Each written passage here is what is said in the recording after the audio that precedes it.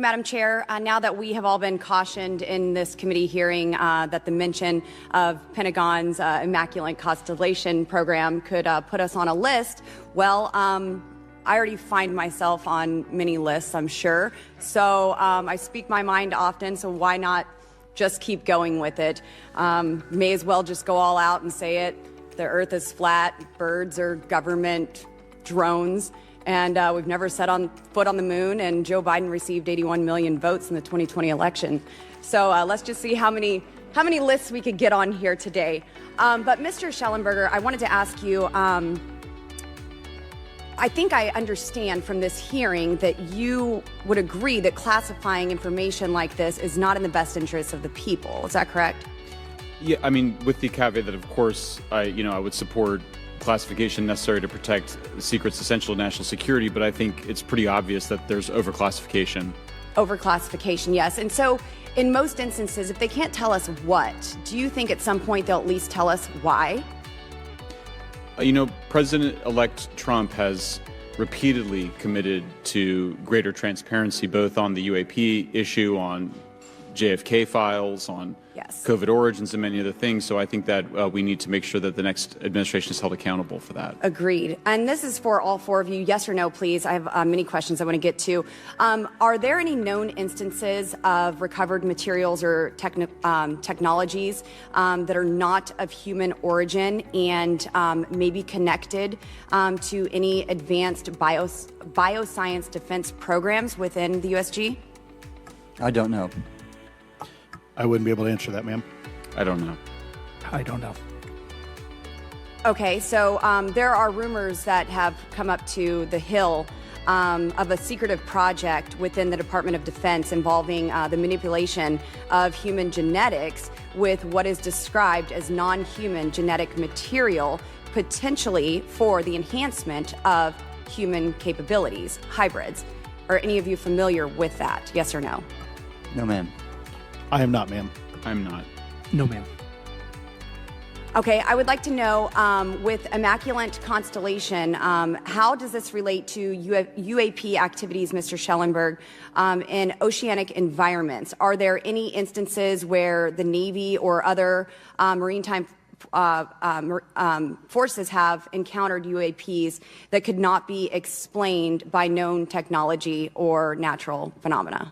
Yeah, the Immaculate Constellation covers both terrestrial and oceanic, and there's actually a number of cases described in the report that occur in the ocean. And do you believe that there is a concerted effort by the Pentagon to keep Congress out of the loop regarding these UAP activities, specifically in our waters? Yes. I think it's about 5% of our ocean that's actually been studied in detail by man, and we've studied more of space than we had of our own oceans. And so are there any accounts of UAPs emerging from or submerging into our water which could indicate a base or presence beneath the ocean's surface?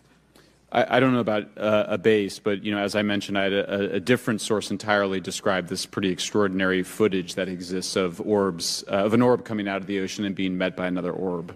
Some would say that there's multiple hot spots where we see frequent activity. So in your investigations, have you come across any data or visual evidence like sonar readings or underwater footage of these UAPs? I have not beyond what's in the report.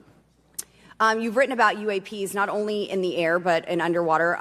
Are there any specifics on what you've learned about the UAP activity in our oceans? Particularly, have you spoken with sources who have provided any evidence or eyewitness accounts of these UAPs interacting with our naval forces or being detected by our underwater surveillance systems? Nothing beyond what's in the report and then the specific case that I mentioned with the orbs. And so this report says it all. There's no other information that we are aware of regarding the activity within our waters. I have other sources that have told me that have shared a significant amount of information, but they're not comfortable with me sharing it at this point.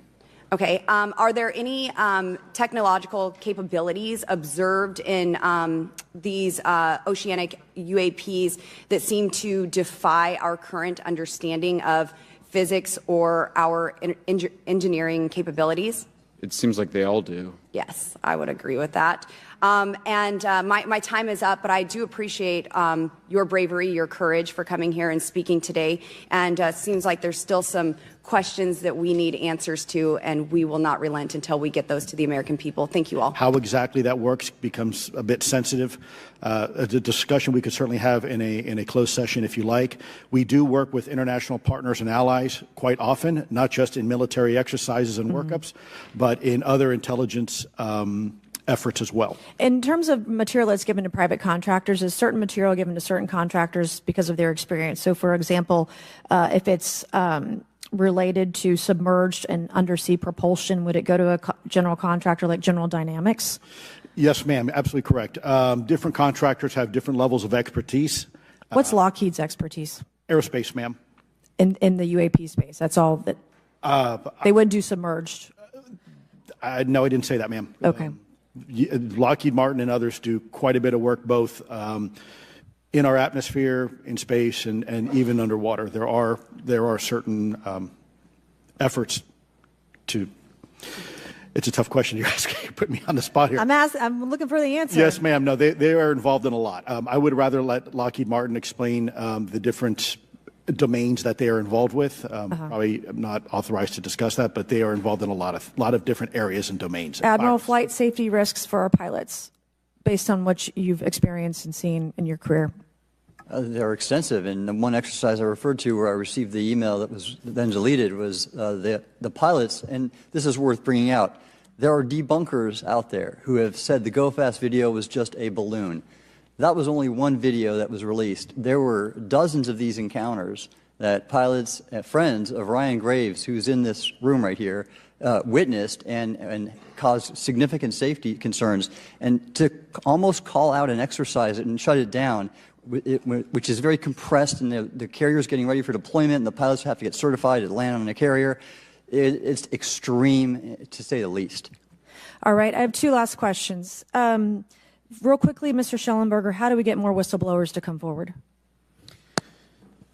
Well, this hearing is very important, and obviously, I can't encourage whistleblowers to obtain information, but I can guarantee that I will protect them and go to prison to protect their identities if they come to me. Yes, sir. Okay, my last question. The first hearing we had on this, I'd never been briefed on UAPs or what they were, biologics, non-human, et cetera. How would you define, each of you, my last question, how would you define non-human biologics, non-human intelligence? What are we actually talking about? Admiral, and we'll go down the line. I don't think it's a stretch when you look at the diversity of life on this planet and the size of this universe to think that there would be more diverse, higher order, non-human intelligences throughout the universe, and that's probably what's visiting us. I would take the scientific approach. The definition would be the ability to react to a stimulus in a manner that requires an intellectual thought process. I just don't know. I think we must be modest in our assumptions that we're looking for intelligence. That could be biological. It might not.